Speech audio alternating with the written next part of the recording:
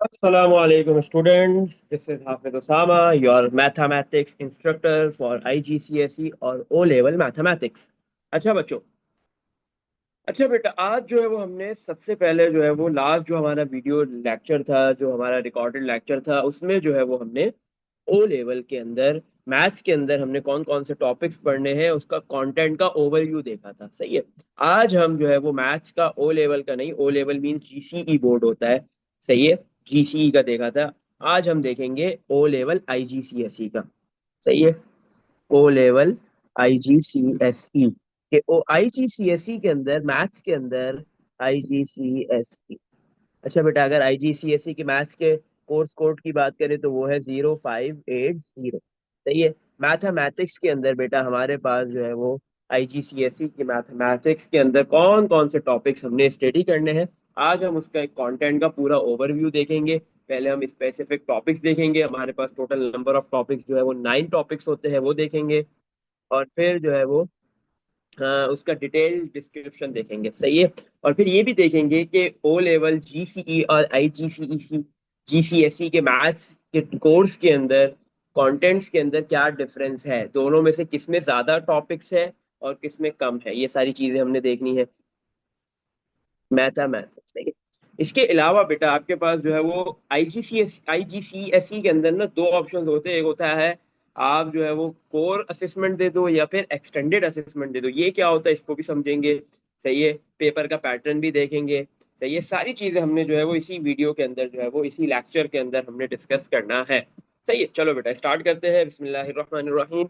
सबसे पहले हम जो है वो कंटेंट ओवरव्यू की तरफ मूव करते हैं। कंटेंट का ओवरव्यू देखते हैं, कंटेंट का ओवरव्यू कर लेते हैं कि कौन कौन से टॉपिक्स जो है वो हमने स्टडी करने हैं मैथ्स के अंदर, आईजीसीएसई की मैथ्स के अंदर। सही है। नंबर 1 पे अगर बेटा हम बात करें तो सबसे पहले हमारे पास जो है वो नंबर्स का एक टॉपिक आता है। सही है।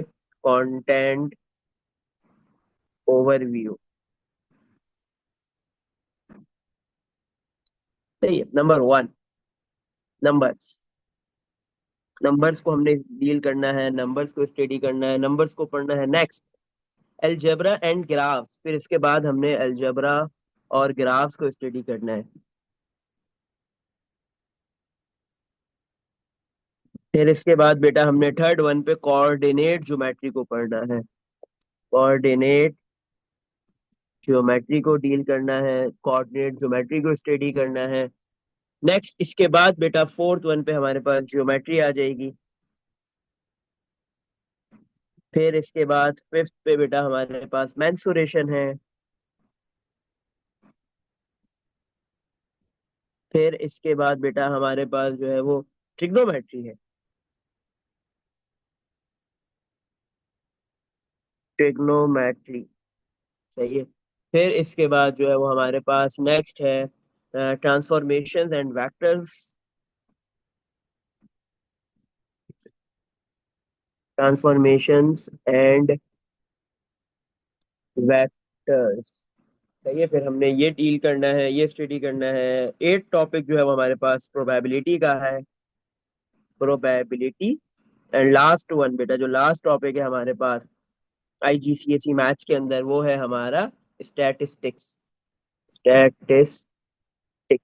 तो टोटल बेटा हमारे पास जो है वो 9 मेन टॉपिक्स है, 9 मेजर टॉपिक्स है। आप ये कह सकते हो 9 यूनिट्स है, 9 चैप्टर्स है। नंबर्स है, अलजेब्रा एंड ग्राफ्स है, कोऑर्डिनेट ज्योमेट्री है, जियोमेट्री है, मेंसुरेशन है, ट्रिग्नोमेट्री है, ट्रांसफॉर्मेशन एंड वेक्टर्स है, प्रोबेबिलिटी है, और लास्ट वन इज स्टैटिस्टिक्स। एक बड़ा बेटा ये आपके पास जो है वो कंटेंट है, एक बड़ा सिलेबस है आईजीसीएसई मैथ्स का। सही है। अब हम बेटा देखते हैं कि अगर मेरे पास मैं नंबर्स पढ़ने जा रहा हूँ या जा रही हूँ तो उसमें मेरे पास कौन कौन से सब टॉपिक्स आएंगे। सही है। अब हम जो है वो थोड़ा सा और डिटेल में जाते हैं। सबसे पहले एक बारी बारी हम एक एक चैप्टर को, एक एक यूनिट को स्टडी करते हैं। देखते हैं कि उसके अंदर फर्दर कौन कौन से सब टॉपिक्स है। जैसे नंबर्स अगर हम पढ़े तो उसके अंदर कौन कौन से सब टॉपिक्स आएंगे, अलजेब्रा ग्राफ के अंदर कौन से आएंगे, इसी तरह एंड सो ऑन। बाकी सारे चैप्टर्स के अंदर या टॉपिक्स के अंदर हमारे पास सब टॉपिक्स कौन कौन से हैं, तो हमने कौन कौन से पढ़ने हैं। सही है। ये सारी चीजें हम देखेंगे। अच्छा बेटा, सबसे पहले हम बात करते हैं नंबर्स की, कि नंबर्स में हमने क्या क्या चीजें पढ़नी है। नंबर। नंबर या नंबर आप कुछ भी कह लो बेटा। सही है। नंबर में सबसे पहले हम टाइप्स ऑफ नंबर से स्टार्ट करते हैं, नंबर्स की टाइप्स पढ़ते हैं, टाइप्स को डील करते हैं। टाइप्स ऑफ नंबर, बेटा टाइप्स ऑफ नंबर में हम कौन कौन से टाइप के नंबर पढ़ते हैं? उसमें हम रैशनल नंबर पढ़ते हैं, इररेशनल पढ़ते हैं, नेचुरल क्या होता है, इवन नंबर्स कौन से होते हैं, प्राइम क्या है, ऑड क्या है, कंपोजिट क्या है, रियल नंबर्स क्या है, स्क्वायर नंबर्स क्या होते हैं, स्क्वायर रूट क्या होता है, सही है, क्यूब नंबर्स क्या होते हैं। तो ये सारी चीजें हमने नंबर्स के अंदर पढ़नी होती है। एलसीएम क्या होता है, एचसीएफ क्या होता है, फैक्टर्स का कॉन्सेप्ट क्या है, मल्टीपल्स का कॉन्सेप्ट क्या है। तो ये सारी चीजें बेटा हम किसके अंदर पढ़ रहे होते हैं? ये हम नंबर्स के अंदर स्टडी करते हैं, नंबर्स के अंदर पढ़ते हैं। सही है। फिर उसके बाद बेटा हमारे पास सेट्स एंड वेन डायग्राम्स आ जाता है। व्हाट इज सेट, सेट होता क्या है, किस तरीके से जो है वो सेट के आपके पास जो है वो ऑपरेशंस परफॉर्म होते हैं सेट्स के बिटवीन। वेन डायग्राम्स क्या होती है? ग्राफिकल रिप्रेजेंटेशन ऑफ सेट्स होती है, किस तरह बनती है सेट्स की वेन डायग्राम्स, किस तरह बनती है, किस तरह जो है वो हम डिफरेंट ऑपरेशन सेट्स के बिटवीन परफॉर्म कर सकते हैं। ये सारी चीजें हमने इसके अंदर पढ़नी है। फिर इसके बाद बेटा पावर्स एंड रूट्स है। पावर्स और रूट्स में आपके पास स्क्वायर नंबर्स आ गए, सही है। पावर्स एंड रूट्स में स्क्वायर नंबर्स, क्यूब नंबर्स, और जो है वो रूट्स में square root, cube roots. Powers में बेटा स्क्वायर और क्यूब के अलावा भी पावर्स आ सकती है, पावर फोर्थ है, पावर फिफ्थ है, सिक्स पावर है, सही है। इसी तरह रूट्स में भी फोर्थ रूट है, फिफ्थ रूट है, सिक्स रूट है, ये सारी चीजें आपके पास इनको आ सकती है। फिर इसके बाद बेटा हमने पढ़ना है फ्रैक्शंस। फ्रैक्शंस क्या होता है, फ्रैक्शन को किस तरीके से ऐड किया जाता है, दो फ्रैक्शंस को, दो या दो से ज्यादा फ्रैक्शंस को सब्ट्रैक्ट करना है तो किस तरीके से करेंगे, मल्टीप्लाई करना है तो किस तरीके से करेंगे, डिवाइड करना है तो किस तरीके से करेंगे, ये सारी चीजें हम पढ़ेंगे। टाइप्स ऑफ फ्रैक्शंस क्या होती है वो देखेंगे। कन्वर्जन, एक टाइप से दूसरी टाइप में कैसे जाते हैं, दूसरी टाइप से पहली टाइप में कैसे आएंगे, ये सारी चीज हमने डिटेल में फ्रैक्शंस के अंदर डील करनी है। फिर इसके बाद बेटा हमारे पास है डेसिमल्स। डेसिमल्स को पढ़ना है। डेसिमल्स क्या होता है, फ्रैक्शन से डेसिमल में नंबर को कैसे कन्वर्ट करते हैं, डेसिमल से फ्रैक्शन में नंबर को कैसे कन्वर्ट करेंगे, ये सारी चीजें हमने इसमें पढ़नी है। फिर डेसिमल्स के बाद बेटा हमारे पास आ जाता है परसेंटेजेस। अच्छा, अभी परसेंटेजेस बेटा हमने डील करना है, परसेंटेजेस को पढ़ना है। परसेंटेजेस होता क्या है? अभी जो बेटा परसेंटेजेस है इसमें हम काफी ज्यादा चीजें पढ़ रहे होंगे। लेट्स से आप जो है वो बेटा परसेंटेजेस में हम पढ़ रहे होंगे कि बेटा हमारे पास जो है वो डिफरेंट टाइप्स के जो है वो कैलकुलेशंस होती है, एवरीडे मैथमेटिक्स होती है, डेली मैथमेटिक्स होती है। इंटरेस्ट क्या होता है परसेंटेजेस के अंदर पढ़ा जाएगा। सिंपल इंटरेस्ट है, कंपाउंड इंटरेस्ट है, प्रॉफिट है, लॉस है, डिस्काउंट्स है, ये सारी चीजें हम जो है वो किसके अंदर पढ़ेंगे, परसेंटेजेस के अंदर पढ़ेंगे, क्योंकि ये सारी एवरीडे कैलकुलेशन के अंदर आपके पास आ रही होती है, सही है। इसी तरह अगर डेसिमल्स की बात करें, इससे पहले हमने डेसिमल्स पढ़ना है, उसमें हम रिकरिंग डेसिमल भी पढ़ेंगे। ये रिकरिंग डेसिमल का बेटा जो टॉपिक है, ये अभी जो है वो 2025 वाला जो सिलेबस है, 2025, 26, 27, जो मैथ्स का आईजीसीएसई का सिलेबस है, जो 3 साल फॉलो होगा, 25, 25, 26 एंड 27, तो उसमें रिकरिंग डेसिमल्स के टॉपिक को ऐड किया गया है। तो वो वाला टॉपिक भी हमने पढ़ना है बेटा। ये रिकरिंग डेसिमल्स होता क्या है, उसको किस तरीके से रिकरिंग डेसिमल्स को हम फ्रैक्शंस के अंदर कन्वर्ट करते हैं, वो चीज हमने सीखनी होगी इधर।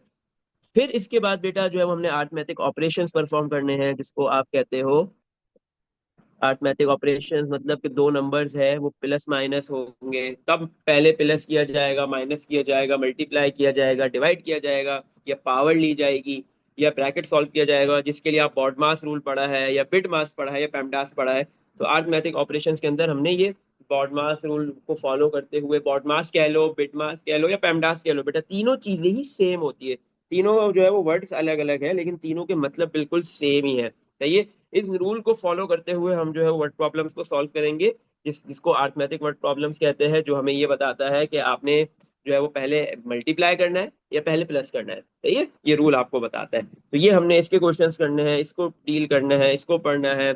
इसके बाद बेटा हमने इंडाइसिस को पढ़ना है। अच्छा, इंडाइसिस जो है वो हमारे पास दो है। मतलब हम इंडाइसिस दो मीन हम इंडाइसिस को ब्रेक करके पढ़ेंगे। नंबर्स के इंडाइसिस को हम जो है वो नंबर्स के अंदर पढ़ेंगे, और एल्जेब्रिक इंडाइसिस को हम जो है वो बेटा एल्जेब्रा के अंदर पढ़ेंगे। तो इसको इंडाइसिस वन कह लेते हैं, और इसको इंडाइसिस टू कह लेते हैं। फिर इसके बाद जो है वो हमने स्टैंडर्ड फॉर्म पढ़नी है। स्टैंडर्ड फॉर्म पढ़नी है,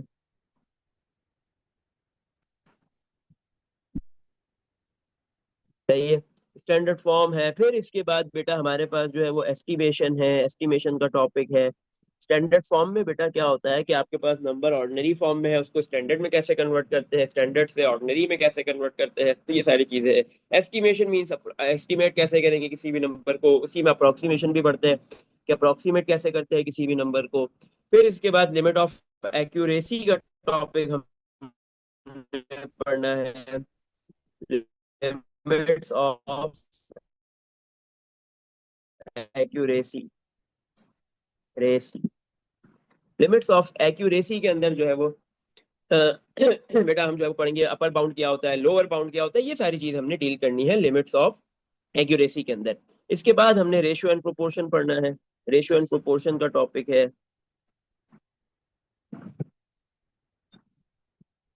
ये रेशो क्या होता है, प्रोपोर्शंस क्या होते हैं, ये चीजें हमने इसमें डील करनी है। फिर इसके बाद बेटा हमने रेट्स पढ़ना है। तो वो फिर कहलाता है रेट। जैसे आप डिस्टेंस को टाइम से डिवाइड कर दो तो स्पीड बन जाती है, इसी तरह आप जो है वो बेटा किसी भी चीज को टाइम से डिवाइड करोगे तो आपके पास जो है वो डिफरेंट टाइप के रेट्स होंगे, वो हमने इधर पढ़ने हैं।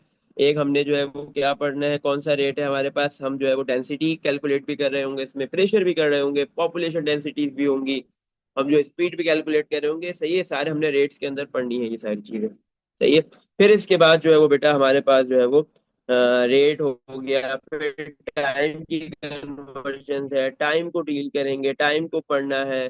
फिर इसके बाद मनी का कॉन्सेप्ट है, मनी की कन्वर्जन है। एक तो आपने डेली मैथ्स के अंदर परसेंटेजेस के अंदर पढ़ लिया, इंटरेस्ट, प्रॉफिट लॉस, और जो है वो आपने डिस्काउंट, ये सारी चीजें पढ़ ली। सही है। एक आपने पढ़ना है बेटा मनी। मनी जो है वो आपको पता है कि दुनिया के अंदर जो है वो बहुत सारे कंट्रीज है, तो हर कंट्री ने अपनी एक करेंसी जो है वो इंट्रोड्यूस की हुई है। हर कंट्री की एक अपनी करेंसी है, और फिर एक इंटरनेशनल करेंसी भी है, USD dollar, United state dollars, American dollar जिसको नॉर्मली कहा जाता है। तो यूएसडी डॉलर से पाकिस्तानी करेंसी के अंदर कन्वर्जन कैसे होगी, ये डिफरेंट करेंसीज की कन्वर्जन किस तरीके से की जाएंगी, वो सारा हमने मनी के अंदर पढ़ना होता है बेटा। सही है। इसके बाद जो है वो हमने बेटा पढ़ना है एक्सपोनेंशियल ग्रोथ एंड डीके। ये वाला टॉपिक भी जो है वो ऐड हुआ है। सही है, न्यू सिलेबस के अंदर।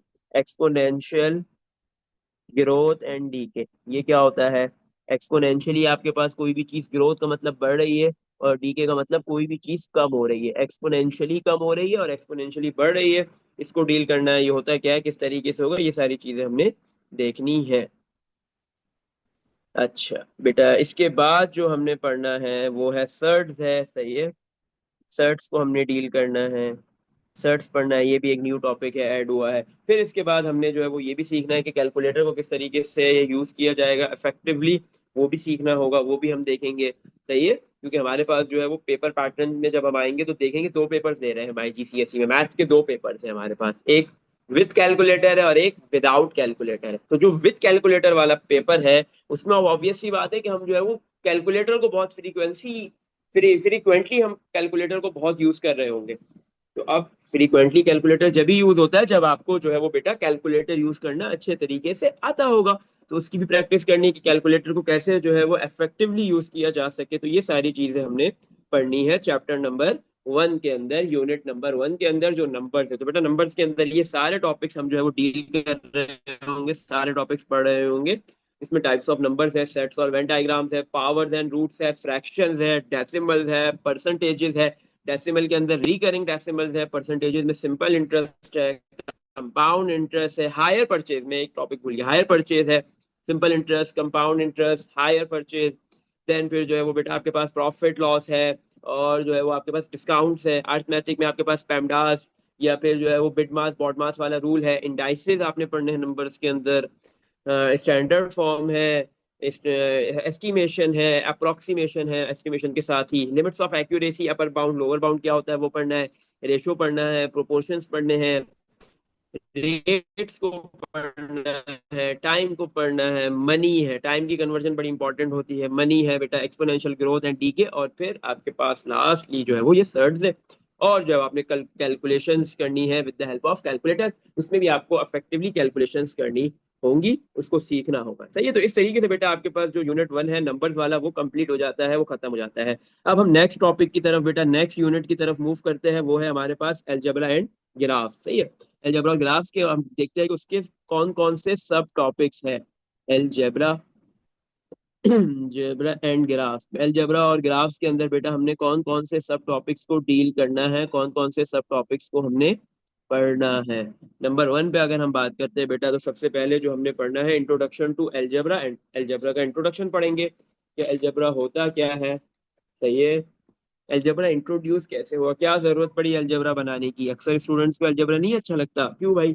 बोलते हैं सर फजूल में नंबर्स के बीच में जो है अल्फाबेट्स का क्या काम है, क्यों लेके आए। तो उसको डील करेंगे, समझेंगे, पढ़ेंगे, देखेंगे क्यों अलजेब्रा की नीड हुई, अलजेब्रा कब आया, कैसे आया। सही है। Introduction to algebra.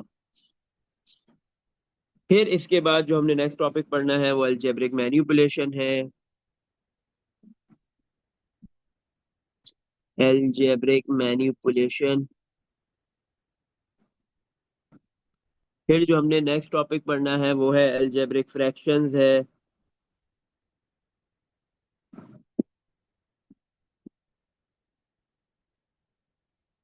फिर इसके बाद जो हमने नेक्स्ट टॉपिक पढ़ना है अलजेब्रिक फ्रैक्शंस के बाद बेटा, वो हमारे पास जो है वो इंडाइसेस। हमने बोला था, मैंने आपको शुरू में भी बताया है कि इंडाइसेस हमने नंबर्स में भी पढ़ना है और इंडाइसेस हमने अलजेब्रा के अंदर भी पढ़ना है। ये अलजेब्रिक इंडाइसेस है तो हमने कह दिया दिस इज इंडाइसेस टू। फिर इसके बाद बेटा हमने इक्वेशंस को डील करना है, इक्वेशंस को पढ़ना है। इक्वेशंस में बेटा हमारे पास जो है वो, बेटा आपके पास जो है वो डिफरेंट टाइप की इक्वेशंस आएगी। लीनियर इक्वेशन को भी सॉल्व करना है, क्वाड्रेटिक इक्वेशन को भी सॉल्व करना है। क्वाड्रेटिक इक्वेशंस को बेटा जो है वो डिफरेंट मेथड से सॉल्व करना है।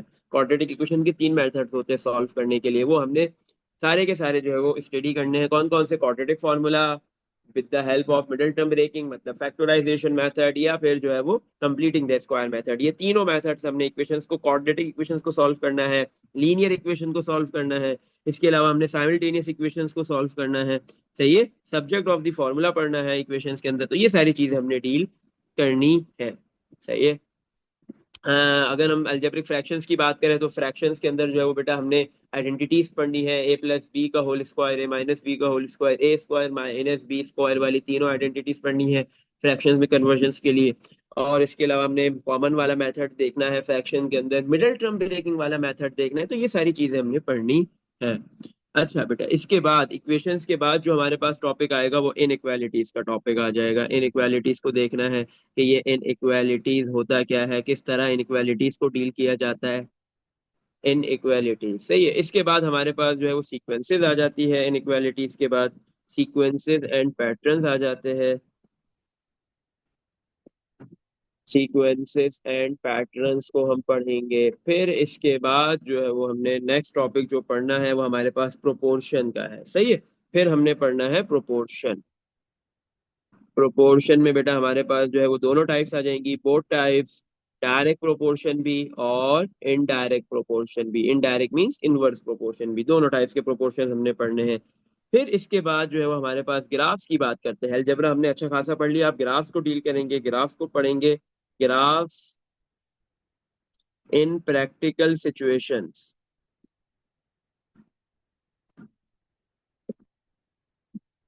सही है। ग्राफ इन प्रैक्टिकल सिचुएशंस, ग्राफ पढ़ेंगे, ग्राफ बनाएंगे, किस तरीके से ग्राफ्स बनते हैं, फंक्शंस के ग्राफ बनाएंगे, graphs of functions, graphs of functions. फिर इसके बाद जो है वो हमारे पास स्केचिंग कर्व है। कर्व को स्केच करना है हमने, जिसमें हम लीनियर कर्व को स्केच कर रहे होंगे, क्वाड्रेटिक कर्व को स्केच करेंगे, क्यूबिक है, रेसिप्रोकल है, एक्सपोनेंशियल है। तो ये सारे टाइप्स के कर्व जो है वो हमने स्केच करने हैं, प्लॉट करने हैं। किस तरीके से जो है वो इन कर्व्स को प्लॉट किया जाएगा, ग्राफ के ऊपर स्केच किया जाएगा, स्केचिंग कर्व है। इसके बाद बेटा हमने जो है वो इधर एक टॉपिक पढ़ना है, डिफरेंशिएशन का टॉपिक पढ़ना है। डिफरेंशिएशन। डिफरेंशिएशन क्या होता है, डेरिवेटिव किस तरह निकालते हैं, d y by d x. सही है। This is the gradient. D y by d x आपके पास जो होता है वो बेटा ग्रेडियंट ही होता है। ये कैसे निकाला जाता है, डिफरेंशिएशन कैसे की जाती है, ये टॉपिक हमने स्टडी करना है। सही है। इसके अंदर बेटा डिफरेंशिएशन के अंदर भी जो है बेटा हमने बहुत सारी चीजें पढ़नी है। कौन कौन सी चीजें हमने पढ़नी है डिफरेंशिएशन में? एक तो कर्व्स का ग्रेडियंट निकालना है, d y by d x gradient होता है, कर्व्स का ग्रेडियंट निकालेंगे। हम जो है वो ग्रेडियंट की मदद से टेंजेंट्स को ड्रॉ करेंगे, देखेंगे d y by d x का क्या मतलब होता है, मैंने आपको बता दिया, इसको डिटेल में देखेंगे। मैक्सिमा मिनिमा, ये डिफरेंशिएशन के अंदर ही मैक्सिमा मिनिमा निकालेंगे। ये क्या चीज है? टर्निंग पॉइंट्स निकालेंगे, स्टेशनरी पॉइंट्स निकलेंगे, मैक्सिमा निकलेगा, मिनिमा निकलेगा, मतलब फंक्शंस की डीलिंग होगी। तो ये फंक्शन बन रहेगा आपके पास इस तरीके का एक कर्व बनेगा फंक्शन का। उसमें जो है वो बेटा आपके पास जो है वो ये यहाँ पे एक पॉइंट है, this is the maximum point, ये निकालेंगे। इसी तरह ये मिनिमम पॉइंट है, सही है, मैक्सिमा मिनिमा निकल रहा है, ये टर्निंग पॉइंट्स है, ये टर्निंग पॉइंट्स निकल रहे होंगे। तो ये सारी चीजें हमने पढ़नी है डिफरेंशिएशन के अंदर। अच्छा बेटा, चलो अब हम आगे मूव करते हैं। इसके बाद जो है वो हमने इस टॉपिक के अंदर पढ़ना है, डिफरेंशिएशन के बाद हम फंक्शंस को पढ़ेंगे। फंक्शंस के अंदर फंक्शन होता क्या है, फंक्शंस को इवेलुएट कैसे करते हैं, फिर जो है वो हम देखेंगे कि फंक्शंस में का इनवर्स कैसे फाइंड किया जाता है, कंपोजिट फंक्शन का क्या मतलब है, कंपोजिट फंक्शन निकालते कैसे है, ये सारी चीजें हमने पढ़नी है। जैसे ही हम फंक्शंस को कंप्लीट कर लेंगे तो हमारा chapter number 2 algebra and graph वाला टॉपिक जो है वो खत्म हो जाएगा। इसमें हमने इंट्रोडक्शन टू अलजेब्रा देखा है, अलजेब्रिक मैनिपुलेशन देखी है, अलजेब्रिक फ्रैक्शंस देखी है, जितने भी टाइप्स की फ्रैक्शंस है सारी जो हमारे कोर्स के अंदर इंक्लूड है, जो अभी हमने ऊपर बात की थी, इंडाइसिस है, फिर इक्वेशंस है, linear quadratic, simultaneous, subject of the formula, inequalities है, सीक्वेंसेस एंड पैटर्न्स है, प्रोपोर्शंस दोनों टाइप्स की, डायरेक्ट भी और इनवर्स भी, ग्राफ बनाने हैं प्रैक्टिकल सिचुएशंस के, सही है, वर्ड प्रॉब्लम्स के ग्राफ बनेंगे, सही है, ग्राफ फंक्शंस के ग्राफ बनाए जाएंगे, कर्व को स्केच करेंगे, डिफरेंशिएशन के टॉपिक को स्टडी करना है, फंक्शंस को स्टडी करना है जिसमें इनवर्स कैसे निकालते हैं फंक्शन का, कंपोजिट फंक्शन क्या होता है, ये सारी चीजें हमने पढ़नी है। तो इस तरीके से हमारे पास जो है हमारा चैप्टर नंबर 2 जो है वो भी हमारा ग्राफ्स और अलजेब्रा एंड ग्राफ्स वाला कंप्लीट हो जाएगा। फिर इसके बाद हम अपने नेक्स्ट टॉपिक की तरफ मूव करेंगे। नेक्स्ट टॉपिक हमारा है कोऑर्डिनेट ज्योमेट्री। अब हम देखते हैं कि कोऑर्डिनेट ज्योमेट्री के अंदर हमने क्या क्या चीजें पढ़नी है। कोऑर्डिनेट ज्योमेट्री,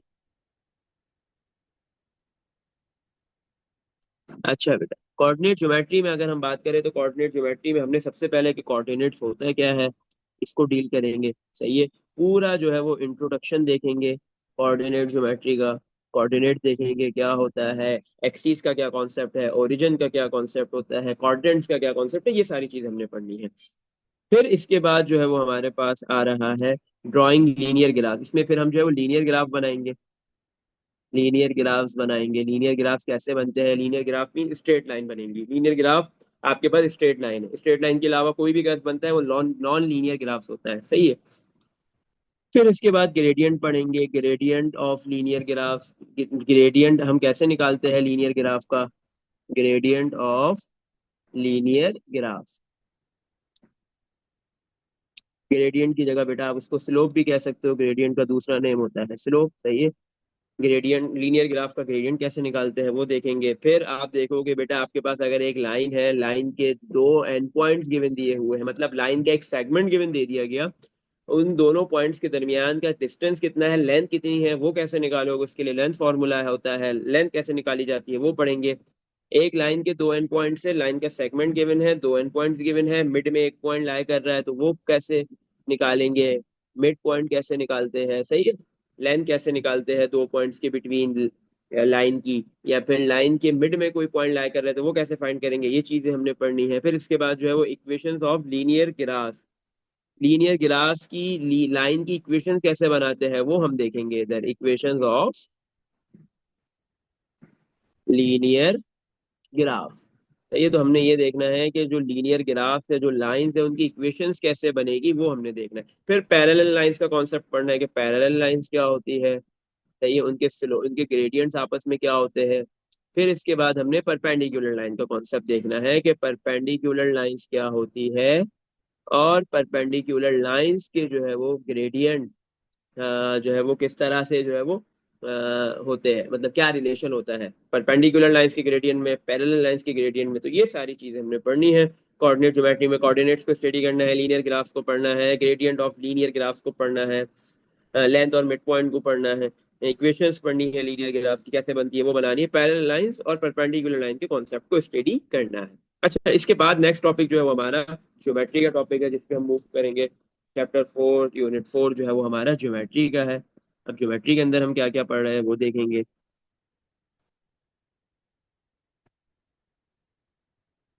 ये ज्योमेट्री में सबसे पहले जो हमने स्टडी करना है वो है ज्योमेट्रिकल टर्म्स, जियोमेट्रिकल टर्म्स। अब ज्योमेट्रिकल टर्म्स में हम पढ़ेंगे पॉइंट क्या होता है, vertex, line, plane, parallel, perpendicular का कॉन्सेप्ट हम पहले भी देख चुके होंगे, perpendicular bisector, right angle, types of angles में से right angle, acute, obtuse, reflex, interior, exterior, और बियरिंग का कॉन्सेप्ट देखेंगे, सिमिलर फिगर्स क्या होता है, सिमिलर का कॉन्सेप्ट देखेंगे, कॉन्ग्रुएंट का, स्केल फैक्टर का, ये सारी चीजें हमने पढ़नी है। इसके बाद जो है वो ज्योमेट्रिकल टर्म्स के अंदर हमने जो है वो ट्राइंगल्स पढ़ने हैं, ट्राइंगल्स की टाइप्स में कौन कौन से आते हैं, ट्राइंगल इक्विलेटरल क्या होता है, आइसोसेलेस क्या होता है, स्केलिन क्या है, राइट एंगल क्या है, ये सारी चीजें पढ़नी है। क्वाड्रिलेटरल्स को स्टडी करना है, कौन कौन से टाइप्स के क्वाड्रिलेटरल्स होते हैं वो सारे स्टडी करने हैं, 6 टाइप्स के होते हैं, ऑल 6 हमने स्टडी करने हैं कि उन सारे क्वाड्रिलेटरल्स में डिफरेंस क्या होता है। क्वाड्रिलेटरल मींस ऐसा ज्योमेट्रिकल फिगर जिसकी 4 साइड हो, क्वाड मींस 4 होता है और लेटरल मींस साइड होता है। क्वाड्रिलेटरल मींस हो गया 4 साइड वाले ज्योमेट्रिकल फिगर, टोटल 6 होते हैं, उनमें डिफरेंस क्या होता है, सिमिलैरिटीज क्या होती है, वो सारी चीजें पढ़नी है। स्क्वायर है, रेक्टेंगल है, काइट है, रोम्बस है, पैरेललोग्राम है, ट्रेपेजियम या ट्रेपेजॉइड है, सही है। तो इनको हमने डील करना है, इनको स्टडी करना है, फिर पॉलीगॉन्स को पढ़ना है, सॉलिड ऑब्जेक्ट्स को पढ़ना है, नेट्स कैसे बनती है, वो सारी चीजें देखनी है। फिर इसके बाद जो नेक्स्ट हमने पढ़ना है ज्योमेट्रिकल टर्म्स के बाद, अच्छा ज्योमेट्रिकल टर्म्स अभी कंटिन्यू हो रही है, अभी चल रही है हमारे पास। इसके बाद फिर हमने जो पॉलीगॉन्स को पढ़ना है, सही है। पॉलीगॉन्स को देखना है, क्वाड्रिलेटरल्स देख लिए, सॉलिड, नेट, सही है, हमने बोला ना क्वाड्रिलेटरल्स की बात हो गई, नेट, सॉलिड्स। अभी हम पॉलीगॉन्स की बात करते हैं, कौन कौन से पॉलीगॉन्स है, पेंटागन क्या होता है। अच्छा पॉलीगॉन में भी ना 2 टाइप के पॉलीगॉन्स होते हैं, वो दोनों पढ़ेंगे, regular polygon, irregular polygon. Pentagon क्या होता है, हेक्सागन, ऑक्टागन, टेकागन, तो ये सारे आपके पास जो पॉलीगॉन्स के कुछ नेम्स लिखे हुए थे, कुछ टाइप्स के पॉलीगॉन्स थे, तो वो हमने डील करना है, पढ़ना है। सॉलिड्स को पढ़ना है, क्यूब क्या है, क्यूबॉइड क्या है, फिर हेमीस्फीयर, फेस, सरफेस, एज, ये सारी चीजें। सर्कल, फिर सर्कल को स्टडी करना है, सर्कल के अंदर जो सेंटर क्या होता है, रेडियस क्या होता है, diameter, circumference, semi circle, chord, tangent, major arc, minor arc, sector, segment, तो ये सारी टर्म्स हमने पढ़नी है। ये ज्योमेट्रिक हमारे पास ज्योमेट्रिकल कंस्ट्रक्शन आ जाएंगी।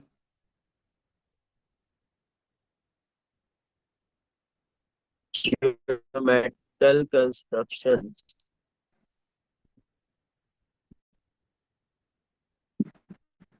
रहे होंगे, साइड्स बना रहे होंगे, सही है। उसके लिए हमें रूलर की नीड होगी, कंपास की नीड होगी, और जो है वो प्रोटेक्टर की नीड होगी, सही है। तो प्रॉपर मेजरमेंट के साथ हम जो है वो ज्योमेट्रिकल फिगर्स ड्रॉ कर रहे होंगे, कंस्ट्रक्ट कर रहे होंगे। फिर स्केल ड्राइंग्स होंगी, स्केल ड्राइंग्स होंगी, स्केल ड्राइंग का टॉपिक्स को पढ़ेंगे, ये क्या होता है इसको देखेंगे, सही है। स्केल ड्राइंग में बेटा आप जो है मोस्टली बियरिंग के टॉपिक को स्टडी कर रहे हो, तो सही है।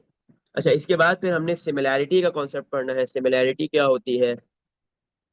सिमिलैरिटी के अंदर जो है वो हम पढ़ेंगे सिमिलर फिगर्स क्या होते हैं, सिमिलर फिगर्स का एरिया का क्या रिलेशन है, सिमिलर फिगर्स में वॉल्यूम का लेंथ के साथ क्या रिलेशन है, एरिया का लेंथ के साथ क्या रिलेशन है, सिमिलर फिगर्स होते क्या है, सही है, ये सारे। सिमेट्री, सिमेट्री के बाद फिर हमने एंगल्स को डील करना है, सही है। एंगल्स के अंदर जो है वो हम जो है वो क्या कहते हैं, कॉम्प्लीमेंट एंगल पढ़ेंगे, सप्लीमेंट्री एंगल क्या होता है, सम ऑफ ट्राइंगल के तीनों एंगल्स का सम क्या होता है, क्वाड्रिलेटरल के तीनों एंगल्स का सम क्या होता है, एक पॉइंट पे सम ऑफ एंगल्स कितना होता है, स्ट्रेट लाइन पे सम ऑफ एंगल्स क्या होता है, ये सारी चीज हमने पढ़नी है। करस्पॉन्डिंग टाइप्स ऑफ एंगल्स में करस्पॉन्डिंग एंगल्स पढ़ने हैं, ऑल्टरनेट एंगल्स है, ये सारी चीजें हमने स्टडी करनी है, सही है। फिर इसके बाद बेटा हमारे पास ज्योमेट्री के अंदर सर्कल के थ्योरम्स आ जाएंगे, सर्कल के थ्योरम्स को पढ़ेंगे, circle theorems one, circle theorems one, और फिर सर्कल के थ्योरम टू। दो थ्योरम्स है सर्कल के, हम दोनों सर्कल के थ्योरम्स पढ़ेंगे एक साथ ही। ये सर्कल के अंदर पढ़ेंगे कि सेमी कितना होता है, सही है, एंगल एट द सेंटर, सही है। आपके पास बहुत सारे सर्कल के थ्योरम थे, सारे पॉइंट्स पढ़ेंगे थ्योरम वन के अंदर भी और थ्योरम टू के अंदर भी। फिर इस जैसे ही बेटा हम ये टॉपिक सारे पढ़ लेंगे तो हमारे पास ज्योमेट्री का टॉपिक हमारा खत्म हो जाएगा। अगर हम बात करें ज्योमेट्री के अंदर हमने कौन कौन से टॉपिक पढ़े हैं, तो उसमें ज्योमेट्रिकल टर्म्स है, बहुत सारी टर्म्स इसमें हमने पढ़ी थी। ज्योमेट्रिकल कंस्ट्रक्शंस है, स्केल ड्राइंग्स है, सिमिलैरिटी है, सिमेट्री है, एंगल्स है। उसके बाद जो है वो सर्कल के थ्योरम से 2 थ्योरम है, सर्कल थ्योरम वन एंड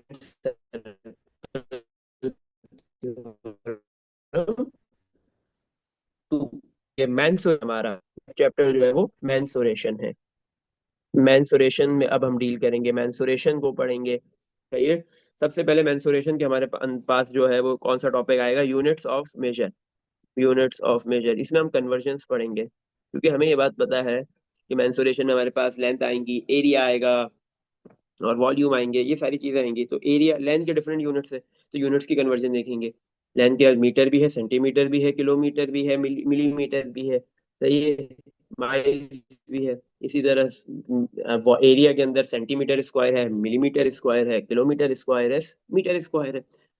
और वॉल्यूम के अंदर जो है वो आपके पास जो है वो सेंटीमीटर क्यूब है, मिलीमीटर क्यूब है, किलोमीटर क्यूब है, मीटर क्यूब है, आपके पास लीटर्स है, मिलीलीटर्स है, गैलन है। तो हमने यूनिट की कन्वर्जन देखनी है। सही है। इसी तरह मास की भी कन्वर्जन है, मास के डिफरेंट यूनिट्स होते हैं, टन है मास का यूनिट, किलोग्राम है, ग्राम है, मिलीग्राम है। तो डिफरेंट कन्वर्जन हम पढ़ेंगे यूनिट्स ऑफ मेजर के अंदर। इसके बाद फिर हमने एरिया और पेरीमीटर की तरफ मूव करना है। Area and perimeter. सही है। एरिया और पेरीमीटर के कॉन्सेप्ट को पढ़ना है कि ज्योमेट्रिकल फिगर्स के एरिया किस तरीके से निकलता है, पेरीमीटर किस तरीके से निकलता है। फिर इसके बाद हम सर्कल्स को डील करेंगे, सर्कल्स को पढ़ेंगे, सर्कल्स क्या होता है, आर्क्स क्या होते हैं, और एंड सेक्टर्स क्या होते हैं। सर्कल, आर्क और सेक्टर्स के टॉपिक को डील करना है। फिर उसके बाद हमारे पास सरफेस एरिया कैसे निकाला जाएगा, ज्योमेट्रिकल फिगर्स का, सॉलिड ऑब्जेक्ट्स का निकलता है सरफेस एरिया, कैसे निकालेंगे सरफेस एरिया, या volume. Surface area and volume के टॉपिक को हमने स्टडी करना है कि किस तरीके से हम जो है वो किसी भी सॉलिड ऑब्जेक्ट का सरफेस एरिया और वॉल्यूम निकाल सकते हैं। जैसे हमारे पास क्यूबॉइड है, प्रिज्म है, सिलेंडर है, स्फीयर है, पिरामिड है, कोन है। तो इसके हम जो है वो सरफेस एरिया और वॉल्यूम कैसे निकालेंगे। इसके बाद फिर हमने कंपाउंड शेप्स को स्टडी करना है। Compound shapes and parts of shapes. सही है। Compound shapes and parts of shapes. तब हमने कंपाउंड शेप्स को स्टडी करना है, उनके सरफेस एरिया निकालने होंगे, उनके वॉल्यूम निकालने होंगे। कंपाउंड शेप बेटा आप कॉम्प्लेक्स शेप्स कह सकते हो, मतलब एक सॉलिड ऑब्जेक्ट के अंदर जो है वो एक से ज्यादा ज्योमेट्रिकल फिगर मौजूद हो, मतलब सिलेंडर भी हो उसमें, उसमें ट्राइंगल भी आ जाए, उसमें आपके पास जो है वो कोई क्वाड्रिलेटरल भी आ जाए। तो अब ये कॉम्प्लेक्स शेप हो गया, कंपाउंड शेप हो गया, इसका सरफेस एरिया कैसे निकलेगा, वॉल्यूम कैसे निकलेगा, वो हमने सारा कुछ मेंसुरेशन के अंदर पढ़ना है। तो ये सारे टॉपिक्स हम पढ़ेंगे मेंसुरेशन के अंदर। यूनिट्स ऑफ मेजर है, एरिया एंड पेरीमीटर है, सर्कल, आर्क्स एंड सेक्टर्स है, सरफेस एरिया एंड वॉल्यूम है, compound shapes and parts of shapes है। ये सारे टॉपिक्स हमने पढ़ने हैं मेंसुरेशन के अंदर। इसके बाद जो हमारा नेक्स्ट टॉपिक है वो है ट्रिग्नोमेट्री। ये हमारा जो नेक्स्ट यूनिट है, नेक्स्ट टॉपिक है, वो है ट्रिग्नोमेट्री। अब ट्रिग्नोमेट्री के अंदर हम देखते हैं हमने क्या क्या चीजें पढ़नी है।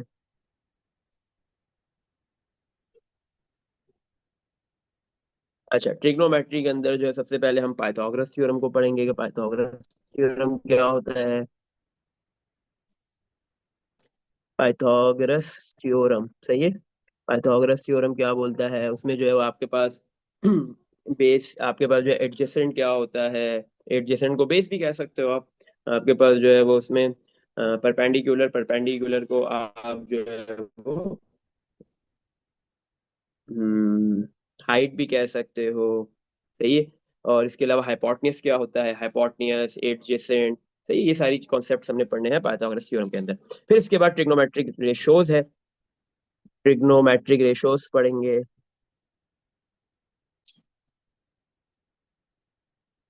ट्रिग्नोमेट्रिक रेशोज आ जाएगा हमारे पास, angle of elevation, elevation and angle of depression, ये हमने पढ़ना है।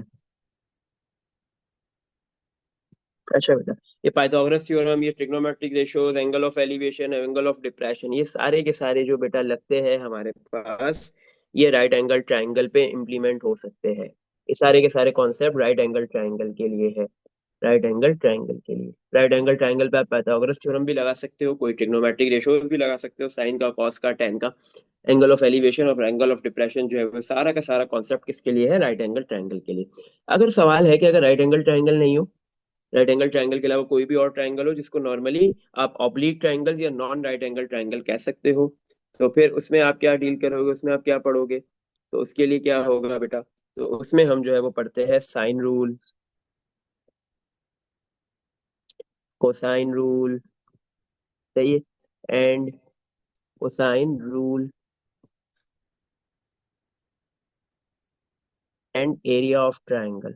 और जो है वो ट्राइंगल का अगर एरिया निकालना है, आपके पास ट्राइंगल राइट एंगल ट्राइंगल नहीं है, तो फिर आप कैसे ट्राइंगल के एरिया निकालोगे? आपके पास कोई भी नॉन राइट एंगल ट्राइंगल है,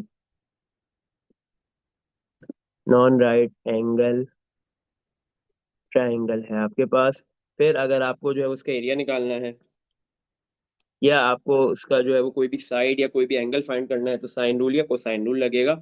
एरिया निकालने के लिए जो है वो आपके पास एक स्पेसिफिक उसका भी एक मेथड है, टेक्निक है। बट ये आप जब यूज करोगे जब आपके पास जो है वो ट्राइंगल राइट एंगल ट्राइंगल नहीं हो, राइट एंगल के अलावा कोई और ट्राइंगल है, इक्विलेटरल है, आइसोसेलेस है, ऑब्ट्यूस एंगल है, एक्यूट एंगल है, स्केलिन है, कोई भी ट्राइंगल है बट राइट एंगल नहीं है। अगर राइट एंगल है तो फिर तो आप जो है वो इजीली को जो एरिया का फॉर्मूला होता है half base multiply by altitude, तो ये हाइट, हाफ बेस हाइट मतलब 1/2 मल्टीप्लाई बी मल्टीप्लाई एच, ये वाला फॉर्मूला इजीली जो है वो आप राइट एंगल ट्राइंगल पे यूज कर सकते हो। अगर राइट एंगल ट्राइंगल के अलावा कोई और ट्राइंगल है तो फिर जो है वो हमने इधर उसका एक फॉर्मूला पढ़ना है, सही। अच्छा, उसका इधर मेथड हमने पढ़ना है। फिर इसके बाद जो है वो हमारे पास नॉन राइट एंगल ट्राइंगल्स की भी बात हो गई। इसके बाद जो हमने चीजें पढ़नी है वो हमने हमारे पास जो है वो exact trigonometric values, exact trigonometric values.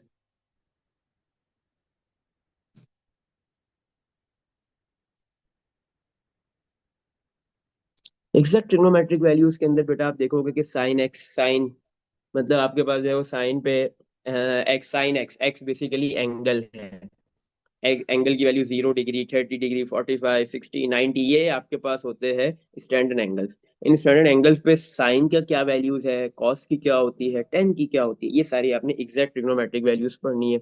इसके बाद आपने जो है वो ट्रिग्नोमेट्रिक फंक्शंस को स्टडी करना है, ट्रिग्नोमेट्रिक फंक्शंस कौन कौन से होते हैं वो स्टडी करने हैं।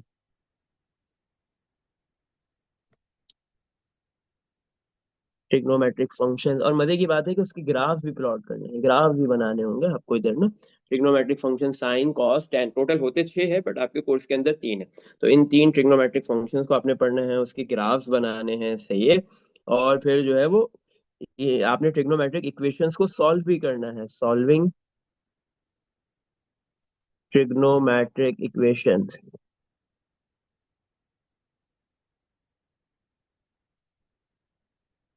सही। ट्रिग्नोमेट्रिक इक्वेशंस को किस तरीके से सॉल्व किया जाता है, ये सारी चीजें आपने पढ़नी है, सही है। फिर जो है वो लास्ट आपके पास एक टॉपिक है,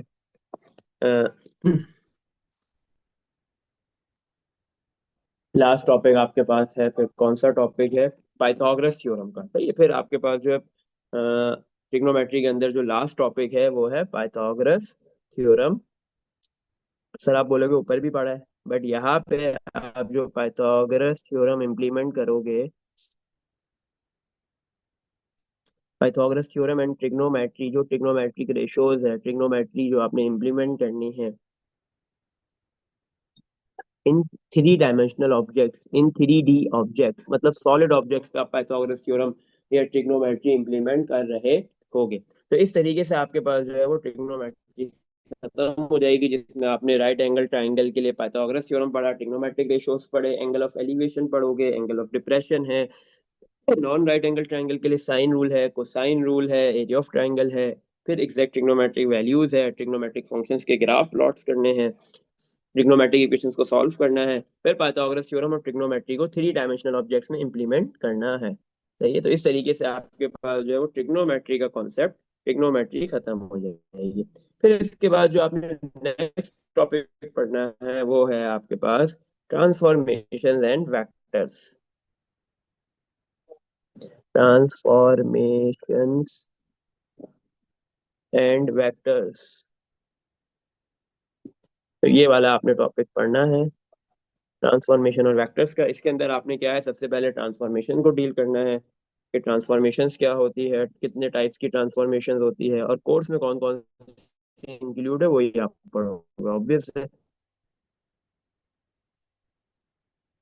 ट्रांसफॉर्मेशन में बेटा सबसे पहले आप पढ़ोगे रिफ्लेक्शन, रिफ्लेक्शन क्या होता है, फिर आपने रोटेशन पढ़ना है,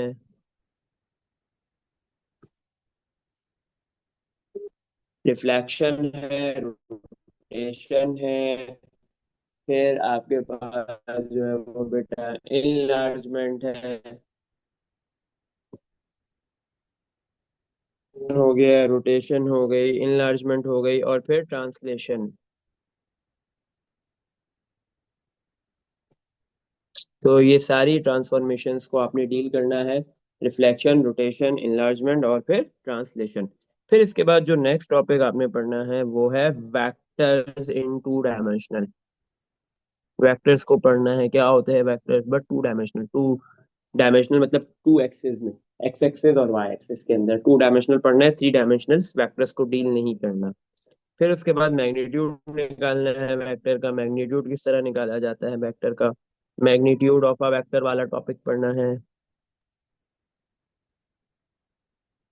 फिर इसके बाद जो है वो आपके पास वेक्टर ज्योमेट्री है।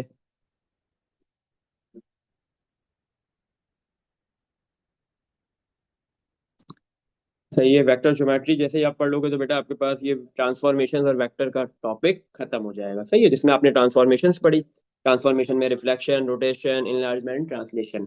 फिर आपने वेक्टर इन टू डी पढ़ा, फिर इसके बाद जो है वो आपने मैग्नीट्यूड ऑफ अ वेक्टर निकाला, फिर वेक्टर की ज्योमेट्री, ज्योमेट्री के ऊपर जो है वो वेक्टर्स में आप जो है वो इम्प्लीमेंट कर रहे होगे। सही है, आपके पास ट्राइंगल्स बन रहे होंगे, क्वाड्रिलेटरल्स बन रहे होंगे। सही है।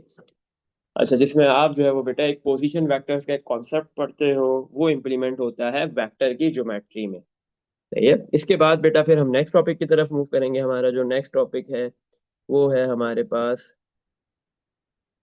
प्रोबेबिलिटी। बेटा हमने पढ़ना है, नेक्स्ट हमारे पास है प्रोबेबिलिटी।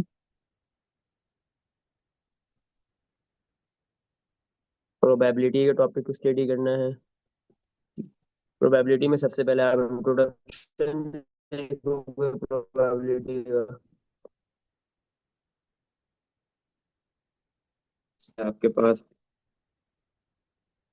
अच्छा, इसके बाद जो है वो आपके पास प्रोबेबिलिटी में इंट्रोडक्शन के बाद आपने पढ़ना है relative and expected frequencies. Relative and expected frequency. सही, इंट्रोडक्शन हो गया, फिर रिलेटिव एंड एक्सपेक्टेड फ्रीक्वेंसीज हो गई, फिर प्रोबेबिलिटी ऑफ कंबाइंड इवेंट्स का टॉपिक है, probability, probability of combined events.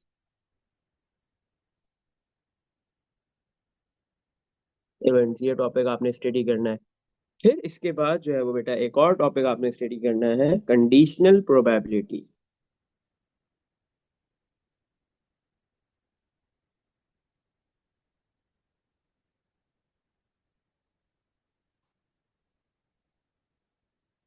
Conditional probability, तो टोटल ये चार टॉपिक्स आपने पढ़ने हैं प्रोबेबिलिटी के अंदर। एक प्रोबेबिलिटी का इंट्रोडक्शन देखना है, और फिर उसके बाद रिलेटिव फ्रीक्वेंसी क्या होती है, एक्सपेक्टेड फ्रीक्वेंसीज क्या होती है वो पढ़ना है, प्रोबेबिलिटी ऑफ कंबाइंड इवेंट्स। ये टॉपिक के अंदर आप सैंपल स्पेस डायग्राम देख रहे होगे कैसे बनती है, क्या होती है। वेन डायग्राम्स आप ऑलरेडी पढ़ चुके हो, बट उसको प्रोबेबिलिटी में कैसे इंप्लीमेंट करते हैं वो देखना है।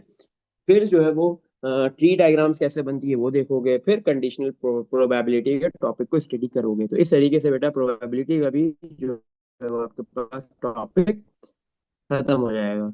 अब हम अपने लास्ट टॉपिक की तरफ मूव करते हैं। लास्ट जो है वो हमारे पास चैप्टर है स्टैटिस्टिक्स। सही है, स्टैटिस स्टैटिस्टिक्स।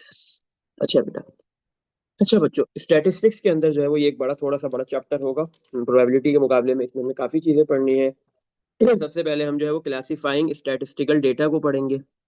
क्या पढ़ेंगे मतलब क्लासिफाई करेंगे कि आपके पास जो स्टैटिस्टिकल डेटा होता है, मतलब आपके पास जो डेटा की कलेक्शन होती है, जो डेटा कलेक्ट किया जाता है, वो कौन कौन सी टाइप्स का होता है, उनको क्लासिफाई किया जाता है।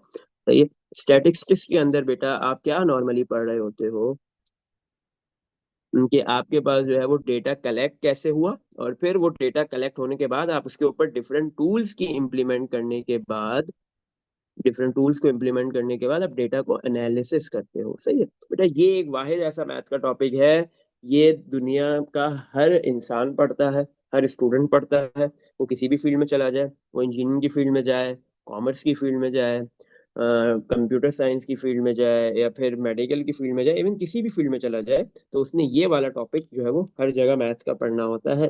क्यों? क्योंकि आपके पास बेटा हर जगह डेटा की कलेक्शन हो रही होती है, डेटा होता है, उसको एनालिसिस करना होता है, डेटा कलेक्ट किया जाता है डिफरेंट सोर्सेज से, फिर डिफरेंट टूल्स की मदद से उसका एनालिसिस करना होता है, और फिर एनालिसिस की बेस पे जो है वो प्रिडिक्शंस की जाती है। सही है। तो ये बड़ा इंपॉर्टेंट टॉपिक है, इसको बहुत केयरफुली पढ़ना पड़ेगा। सही है, ताकि आगे कोई भी फील्ड लो तो मिनिमम आप जो है कहीं पे भी स्टैटिस्टिक्स को पढ़ो तो आपके बेसिक कॉन्सेप्ट क्लियर हो, अच्छे हो, तो आपको आगे कहीं भी प्रॉब्लम नहीं आएगी। सबसे पहले आपने पढ़ना है कि किस तरीके से डेटा, स्टैटिस्टिकल डेटा की कितनी टाइप्स होती है, किस तरीके से उसको क्लासिफाई किया जाता है। फिर उसके बाद आपने पढ़ना है इंटरप्रेटिंग इंटरप्रेटिंग स्टैटिस्टिकल डेटा। तो ये इस स्टैटिस्टिकल डेटा को इंटरप्रेट किया जाता है, उसके लिए बेटा आप जो है वो डिफरेंट टेबल्स, ग्राफ्स की मदद लेते हो। सही है। डिफरेंट ग्राफ बनाते हो, टेबल्स बनाते हो, और डेटा को इंटरप्रेट करते हो। फिर उसके बाद जो है वो आपके पास जो है वो है averages and measures of spread. फिर आप पढ़ते हो averages and measures of spread के टॉपिक। ये टॉपिक के अंदर आप पढ़ते हो कि बेटा आपके पास जो है वो डिस्क्रीट डेटा क्या होता है, कंटिन्यूस डेटा क्या होता है, सही है, ग्रुप डेटा क्या होता है, अनग्रुप डेटा क्या होता है। इसमें आप पढ़ते हो ग्रुप डिस्क्रीट डेटा क्या है, ग्रुप कंटिन्यूस डेटा क्या है, उसका आप मीन निकालते हो। इसके अलावा आप जो है वो इसमें mean, median, mod, quartile range, inter quartile range, ये सारी चीजें आप स्टडी कर रहे होते हो। इसके अलावा भी बेटा आप मॉडल क्लास भी पढ़ रहे होते हो कि मॉडल क्लास क्या होती है, ग्रुप फ्रीक्वेंसी डिस्ट्रीब्यूशंस की। फिर नेक्स्ट टॉपिक जो हमने पढ़ना है एवरेजेस के बाद वो है statistical charts and diagrams. Statistical statistical charts and diagram. उसके अंदर बेटा कौन कौन से चार्ट्स और डायग्राम्स हम प्लॉट कर रहे होते हैं, वो हम कौन कौन से डायग्राम्स बनाते हैं, उसमें हम बार चार्ट बनाते हैं, बार चार्ट्स है, पाई चार्ट है हमारे पास, पिक्टोग्राम है। सही है, पाई चार्ट है, बार चार्ट है, पिक्टोग्राम्स है, सिंपल फ्रीक्वेंसी डिस्ट्रीब्यूशंस है।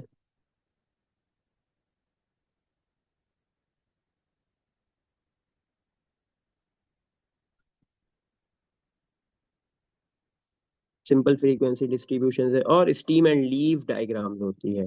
Steam and leave diagrams. सही है।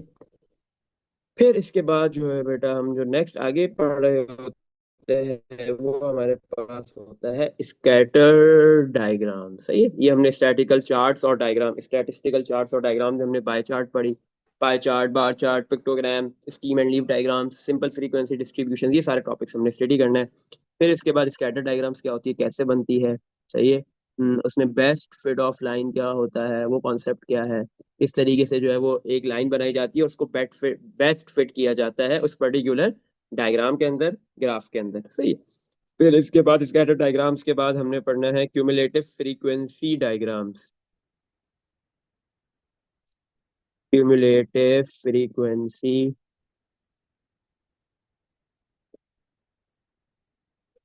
डायग्राम्स। फिर इसके बाद जो है वो हम पढ़ेंगे हिस्टोग्राम। हिस्टोग्राम कर्व क्या होता है, किस तरीके से बनता है हिस्टोग्राम। सही है। तो इस तरीके से हमारे पास जो है वो ये जो है वो टॉपिक स्टैटिस्टिक्स का खत्म हो जाएगा, जिसमें हमने क्लासिफाइंग किया है स्टैटिस्टिकल डेटा को, फिर उसको इंटरप्रेट किया है, फिर उसमें मेजर्स और क्या कहते हैं एवरेजेस और मेजर्स ऑफ स्प्रेड पढ़ा है, जिसमें हमने क्वार्टाइल्स पढ़े हैं, परसेंटाइल्स पढ़े हैं, हमने मीन, मीडियन, मॉड, कॉट और ये सारी चीजें पढ़ी है, रेंज पढ़ी है, इंटर क्वार्टाइल रेंज क्या होती है, ये सारी चीजें हमने देखी है। फिर स्टैटिस्टिकल चार्ट्स और डायग्राम्स के अंदर हमने bar chart, pie chart, pictogram, steam and leave diagram, simple frequency distribution, ये सारे टॉपिक्स देखे हैं। फिर स्कैटर डायग्राम्स हमने पढ़ी है, वो क्या होती है, क्यूमुलेटिव फ्रीक्वेंसी डायग्राम्स क्या होती है, हिस्टोग्राम्स क्या होता है, ये सारे टॉपिक हमने स्टडी करने है। अच्छा, तो टोटल अब हमने देख लिया कि हमने टोटल 9 टॉपिक्स पढ़ने हैं आईजीसीएसई मैथ्स के अंदर, और उनके सब टॉपिक्स क्या है वो भी हमने देख लिए। ये सारी चीजें हमने डिस्कस कर ली है डिटेल के अंदर कि हम जो है वो कौन कौन से टॉपिक्स और सब टॉपिक्स पढ़ने जा रहे हैं मैथ्स के अंदर आईजीसीएसई में, जिसका कोर्स कोड है 0580। अब बात करते हैं कि हमारे पास जो है वो क्या क्या डिफरेंस है, सही है ना। हमारे पास जो है वो आईजीसीएसई और जीसीई, इन दोनों के मैथ्स के कोर्स में जो है वो डिफरेंस कौन कौन से टॉपिक्स है और किस के अंदर जो है वो मैथ्स के टॉपिक ज्यादा है। तो बेटा याद रखो, आईजीसीएसई के अंदर जो है वो थोड़े से टॉपिक ज्यादा है, सही है। आपका तकरीबन जीसीई और आईजीसीएसई का मैथ्स का सिलेबस कंटेंट तकरीबन सेम है, लेकिन आईजीसीएसई के अंदर थोड़े से टॉपिक ज्यादा है। कौन कौन से टॉपिक ज्यादा है हम उसकी बात करते हैं। चैप्टर नंबर 2 में बेटा हमने एक डिफरेंशिएशन का टॉपिक पढ़ा था, देखा था। डिफरेंशिएशन, ग्रेडियंट ऑफ कर्व्स, और d y over d x, maxima minima, turning points, ये सारी चीज हमने पढ़ी थी, सही है। ये सारी चीज हमने लिखी थी वहां पे। तो चैप्टर 2 के अंदर डिफरेंशिएशन का डेरिवेटिव निकालने का जो मेथड है, जो टॉपिक है, वो जीसीई मैथ्स में नहीं है, वो आईजीसीएसई की मैथ्स के अंदर है। दूसरा चैप्टर नंबर 6 मतलब हमारा जो था कौन सा, ट्रिग्नोमेट्री के अंदर, जिसमें हमने एग्जैक्ट ट्रिग्नोमेट्रिक वैल्यूज की बात की थी, ट्रिग्नोमेट्रिक फंक्शंस के ग्राफ बनाने की बात की थी, ट्रिग्नोमेट्रिक इक्वेशंस को सॉल्व करने की बात की थी। तो ये सारे टॉपिक्स भी जो है वो आईजीसीएसई के अंदर है ट्रिग्नोमेट्री में, बट जीसीई मैथ्स के अंदर ट्रिग्नोमेट्री में ये टॉपिक्स नहीं है। इसी तरह अगर हम बात करें स्टैटिस्टिक्स के अंदर, जो स्टैटिक्स के अंदर जो है स्टीम एंड लीफ डायग्राम्स, ये आईजीसीएसई के अंदर ज्यादा है, ये आईजीसीएसई के अंदर है, जीसीई के अंदर नहीं है।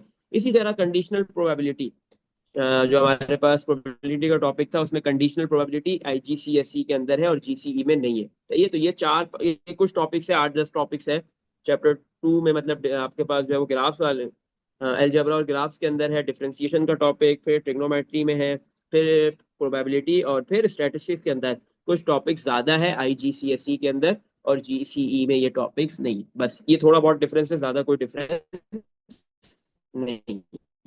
अब हम बात करते हैं पेपर पैटर्न की, बट उससे पहले बेटा हम बात करेंगे कि आपके पास जो है वो आईजीसीएसई के अंदर क्या ऑप्शन होता है। बेटा आईजीसीएसई के अंदर जो असेसमेंट्स होते हैं वो एक होता है कोर असेसमेंट, कोर असेसमेंट्स होते हैं,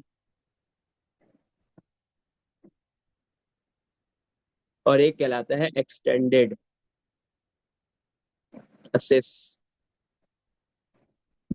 सही है। अभी जो हमने ऊपर सिलेबस जो डिस्कस किया है वो सारा का सारा एक्सटेंडेड असेसमेंट्स का था, सही है।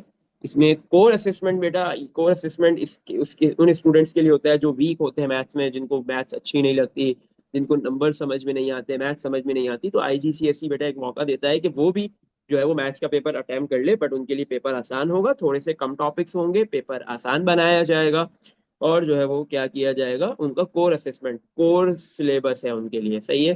तो कोर के अंदर बेटा आपके पास जो है वो एक तो पेपर काफी हद तक जो है एक्सटेंडेड के मुकाबले में आसान होता है, दूसरे काफी टॉपिक्स, थोड़े बहुत टॉपिक्स कम कर दिए हैं इसमें, थोड़े बहुत टॉपिक्स कम है।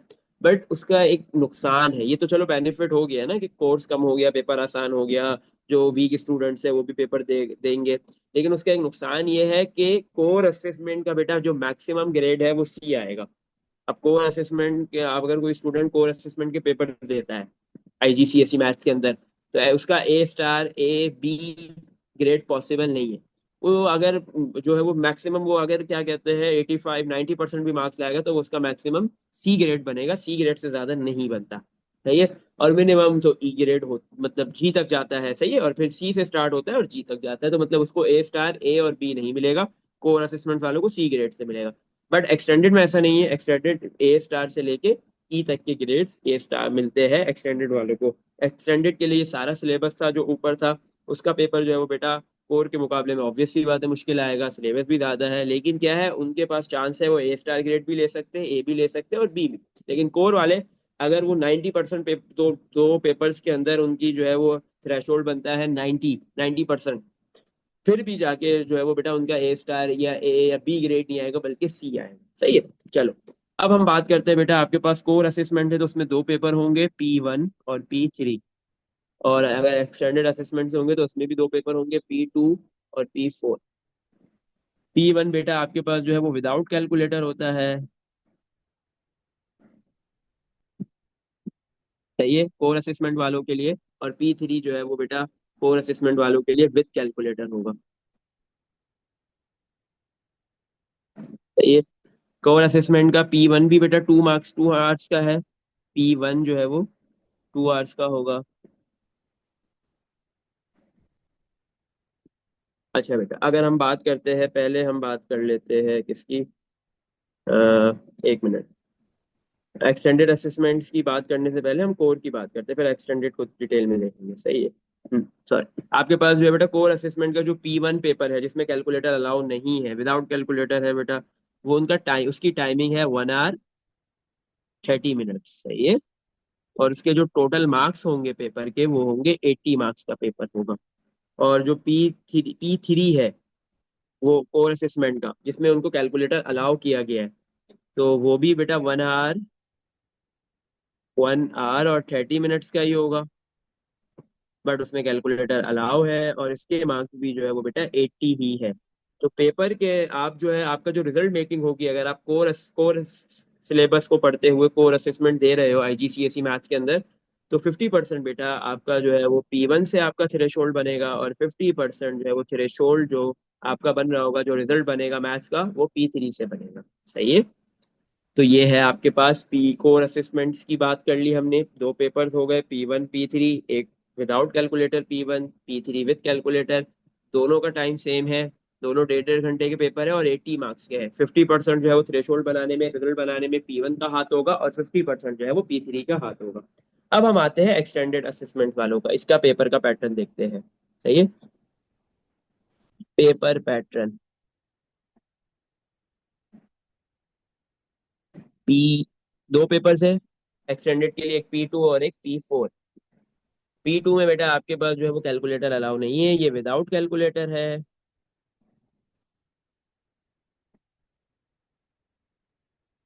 और P4 जो है वो ये विद कैलकुलेटर है। P4 में कैलकुलेटर अलाउ है, सही है। अगर हम बात करें तो हमारे पास जो P2 है जिसमें कैलकुलेटर अलाउ नहीं है, वो 100 मार्क्स का होगा। और जो ये P4 है जिसमें कैलकुलेटर अलाउ है, वो भी बेटा 100 मार्क्स का ही होगा। दोनों 100 100 मार्क्स के। P2 जिसमें आपके पास जो है वो बेटा 100 मार्क्स का पेपर है, जिसमें कैलकुलेटर अलाउ नहीं है, वो 2 आवर्स का है। और P4 भी 2 आवर्स का ही है, सही है। बट डिफरेंस क्या है, एक में कैलकुलेटर अलाउ है, दूसरे में कैलकुलेटर अलाउ नहीं है। अच्छा, अब जो है वो बेटा आपका जो थ्रेशोल्ड बनेगा, जो आपका थ्रेशोल्ड बनता है, जो रिजल्ट बनेगा मैथ्स का, उसमें P2 भी 50% इंक्लूड होगा, और P4 भी 50% इंक्लूड होगा। कंसिडर करो कि अगर आप P2 के अंदर आपके मार्क्स आते हैं 100 में से 78, तो 78 का 50% निकाला जाएगा, ये 78 का 50% अगर निकालेंगे, तो इसको डिवाइड बाय 2 सिंपली कर दो तो आ जाएगा। तो जैसे 78 को डिवाइड बाय 2 करेंगे तो बचा 39, सही है। तो आपका जो है वो 39% जो है वो आपका आया है P2 के अंदर। इसी तरह कंसिडर करो आपके जो है वो 85 मार्क्स थे P4 में, तो इसका भी जो है वो 50% ही निकाला जाएगा, उसको भी 82 से डिवाइड कर देंगे। तो 85 को 2 से डिवाइड करेंगे तो 42.5% बनेगा। और बेटा अगर आप इन दोनों मार्क्स को ऐड कर लोगे, तो आपका जो है वो मैथ्स का परसेंटेज आपको पता चल जाए। तो इस तरीके से जो है वो आपका P2 और P4 दोनों के 50-50% जो है वो रिजल्ट, आपके जितने भी नंबर्स होंगे 50-50% काउंट करके आपका थ्रेशोल्ड या आपका रिजल्ट बनाया जाएगा, सही है। अच्छा बेटा, अब क्या है, आपके पास P2 हो या P4 हो, दोनों के अंदर स्ट्रक्चर्ड क्वेश्चंस भी आते हैं और अनस्ट्रक्चर्ड क्वेश्चंस भी आते हैं। स्ट्रक्चर्ड क्वेश्चंस में क्या होता है कि आपके पास जो है वो एक ही क्वेश्चन के 4 पार्ट्स है, तो वो चारों पार्ट्स हर प्रीवियस पार्ट से लिंक करते हुए आएगा। मतलब पार्ट ए का जो आंसर होगा वो पार्ट बी में यूज हो रहा होगा, पार्ट सी का जो आंसर होगा वो पार्ट डी में यूज हो रहा होगा, ऐसे ही है। तो आपके पास ये ऐसे टाइप के क्वेश्चंस कहलाते हैं स्ट्रक्चर्ड क्वेश्चंस। और अनस्ट्रक्चर्ड क्वेश्चन में क्या होता है, एक ही सवाल के 4 पार्ट्स है, बट उन पार्ट्स का आपस में कोई लेना देना नहीं है। तो दोनों टाइप्स के क्वेश्चंस आपके पास पेपर्स में आते हैं, सही है। अब P2 में कहाँ से आएगा बेटा, P4 में कहाँ से आता है, P2 में सारे टॉपिक्स दिए जा सकते हैं सिवाय उस टॉपिक के जिसमें कैलकुलेटर्स के बगैर काम नहीं हो सकता, वो वाले टॉपिक्स नहीं आते हैं। यस, सही है।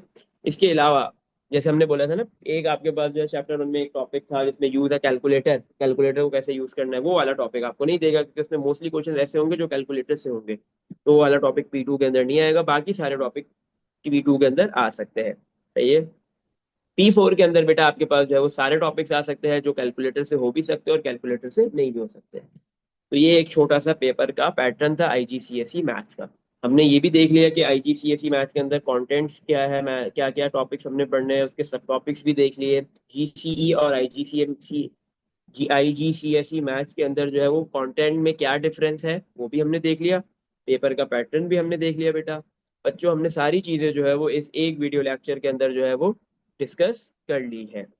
सही है। हाँ, और एक मजे की बात ये कि बेटा आपके पास जो है वो एक फॉर्मूला शीट भी आपको गिवन दी जाएगी। ये एक फॉर्मूला शीट भी गिवन होंगी जिसमें आपके पास कुछ फॉर्मूलाज लिखे हुए होंगे। वो आप आगे इंशाल्लाह मैं जब हम कोर्स पढ़ रहे होंगे टॉपिक के अंदर, हर टॉपिक के अंदर मैं बता दूंगा बेटा कि ये वाला फॉर्मूला पेपर के अंदर फॉर्मूला शीट के अंदर गिवन होगा। सही है बच्चों। यहाँ पे जो है वो हमारा इस लेक्चर को, इस वीडियो लेक्चर को हम वाइंड अप करते हैं। यहाँ पे हमने आईजीसीएसई के मैथमेटिक्स के कंटेंट ओवरव्यू कोर्स की बात कर ली कि हमने क्या क्या पढ़ना है, कौन कौन से टॉपिक स्टडी करने हैं, वो सारी चीजें हमने डिटेल के अंदर देख ली है। ओके बेटा, अल्लाह हाफिज।